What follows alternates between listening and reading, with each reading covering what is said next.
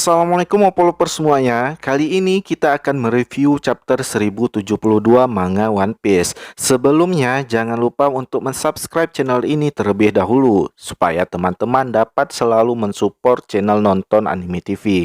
Jika sudah, Mimin mengucapkan terima kasih dan langsung saja kita masuk ke chapternya.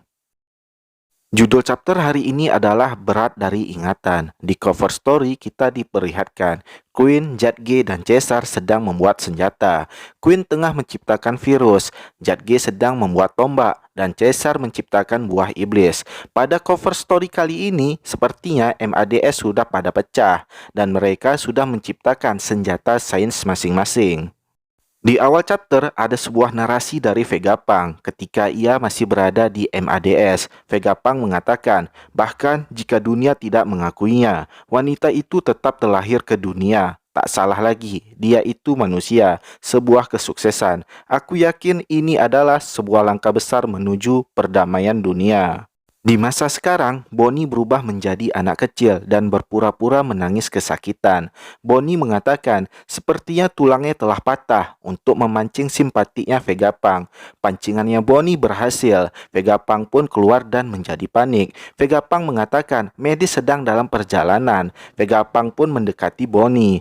Bonnie kemudian berubah menjadi dewasa, tetapi kali ini badannya menjadi besar seperti balon. Bonnie yang sedang memegang pipa pun menyerang Vegapunk. Vegapunk berhasil menghindari serangan itu dan kembali berlari menjauh dari Bonnie sambil mengucapkan, "Selamat tinggal, Bonnie." Bonnie menjadi kesal dan mengubah Vegapunk menjadi balita. Semua umur Vegapunk berubah menjadi bintang-bintang. Vegapunk meminta untuk dikembalikan semua usia berkilaunya. Bonnie menyuruh Vegapunk untuk tidak khawatir karena kekuatannya tak akan mengubah makhluk hidup secara permanen. Bonnie lalu bertanya, "Kau bilang kau punya alasan untuk membunuh ayahku." Vegapunk menjawab, "Tapi Bonnie, jika aku beritahu alasannya, kau akan..." Di Red Line, Kuma sedang memanjat tebing Red Line untuk menuju Marizoa. Prajurit Angkatan Laut menembaki Kuma dengan meriam agar Kuma tidak bisa memanjat tebing lebih tinggi lagi. Kita kembali ke lab.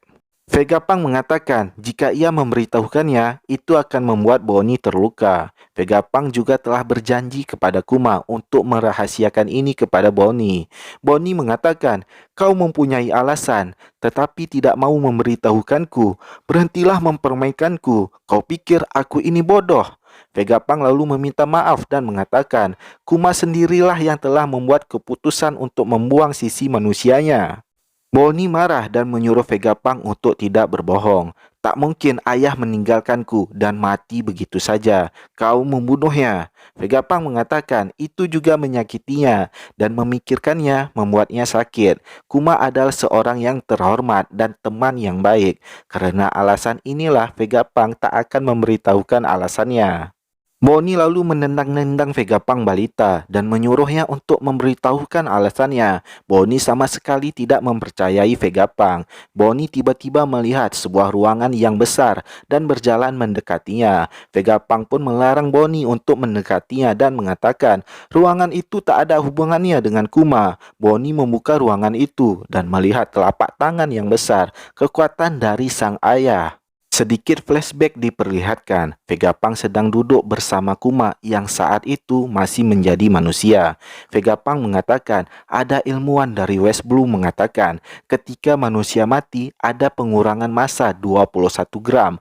Hal ini membuktikan kalau jiwa itu benar-benar ada, dan ini sangatlah menarik. Vegapunk lalu menjelaskan jika buah iblis yang Kuma dapat membuat semua rasa sakit yang tak terlihat menjadi nyata, dan Kuma dapat memindahkannya kepada orang lain. Vegapunk lalu bertanya, lalu bagaimana dengan gambaran mental, seperti bayangan atau memori? Itu juga sinyal yang dikirimkan dari syaraf. Berapa berat masanya? Seberapa besarkah sinyal itu? Kuma lalu bertanya, jadi kau ingin aku mengirimkan ingatan itu? Percakapan dipercepat. Vegapunk memohon kepada Kuma untuk menarik ingatannya, tetapi Kuma tidak mau. Nah, seperti yang kita ketahui, Vegapunk ingin membagikan semua hasil sainsnya ke seluruh dunia dan meminta Kuma untuk menarik semua ingatan tersebut supaya ia dengan mudahnya membagikan ingatan-ingatannya ke seluruh dunia. Kita kembali ke masa kini. Vegapunk melarang Bonnie untuk menyentuh telapak tangan itu. Itu adalah rasa sakit yang cukup membunuhmu. Di sisi lain, kita melihat Kuma sedang ditembaki meriam oleh prajurit. Kuma terjatuh ke bawah dan menahan tembakan meriam yang mengarah kepadanya. Prajurit menyuruh untuk membunuh Kuma dan menyuruh warga untuk segera evakuasi. Di dalam lab, Bonnie mengatakan jika ini adalah ingatan ayahnya. Di ruangan labopase, kelompoknya Nami sedang melihat situasi di luar. Usopp mengatakan, untung Zoro berada di dalam kapal. Dia tak akan kalah. 01 mengatakan, tapi dia hanya berdua saja melawan 3. Semua bergantung kepada bagaimana mereka bertarung. Para Serapim tiba-tiba muncul mendekati si Pinol. Sekarang situasinya menjadi 2 versus 7. Usopp mengatakan mereka memanggil Serapim saat pelindungnya melemah. 01 menjawab, tidak, itu bukan karena perintah dari si Pinol. Serapim dilengkapi dengan kekuatan untuk mengambil keputusan. Ini juga tidak diketahui oleh si Pinol. Di sini mereka para Vegapunk bisa memberikan perintah kepada Serapim karena mereka memiliki hak kendali yang lebih tinggi dibandingkan si Pinol. 03 mengatakan, jika kita tidak bisa memberikan perintah kepada mereka, kita dalam keadaan darurat. Aku akan pergi ke sana. 02 mengatakan, akan lebih baik jika 2 komando pergi ke sana. Aku akan pergi juga. Sanji mengatakan, kau akan mati sebelum melihat One Piece, Muarimo. Persaingan semakin mengerikan nih. Nami marah kepada Sanji dan menyuruh Sanji untuk pergi ke sana juga. Kru saat ini sedang dalam bahaya. Sanji dengan bahagianya menerima perintah dari Nami dan dengan marahnya harus menyelamatkan nyawanya Zoro. Franky ikut bersama Sanji dan mengatakan ini adalah keadaan darurat, alis keriting. Di luar lab, Brook terkejut melihat penampilan dari awakeningnya Kaku. Zoro mengatakan, sepertinya itu si manusia jerapah, tapi terlihat agak berbeda. Ya, terserahlah, akan kupotong lagi seperti dulu. Kaku mengatakan, coba saja potong aku, Roronoa. Zoro menyerahkan kapal kepada Brook. Zoro kemudian menahan serangannya Kaku. Zoro mengatakan, aku sudah cukup melawan makhluk zigzag di Wano. Aku sudah muak. Zoro melompat ke atas dan menyerang Kaku. Lucy segera menyuruh Serapim untuk menghancurkan lab. Sebelum para Vegapunk datang, Serapim menuruti perintah dan menghancurkan lab. Kaku menyuruh untuk santai dan mengatakan, ayo kita selesaikan misi kita seperti ini. Stasi tiba-tiba berada di bawahnya Kaku dan menggigitnya. Kaku terkejut dan mengatakan, apa? Kau? Kaku kemudian pingsan. Lucy melihat ke arahnya Kaku dan terkejut. Apa yang kau lakukan, Stasi? Stasi menjawab, apa yang aku lakukan? Aku hanya membuatnya tertidur. Hei Lucy, biarkan aku membuatmu tertidur juga. Nah, di sini terungkap jika Stasi adalah cloning dari anggota kru bajak laut Rocks, Miss Buckingham. MADX eksperimen cloning pertama yang sukses. Nomor 1, Stasi.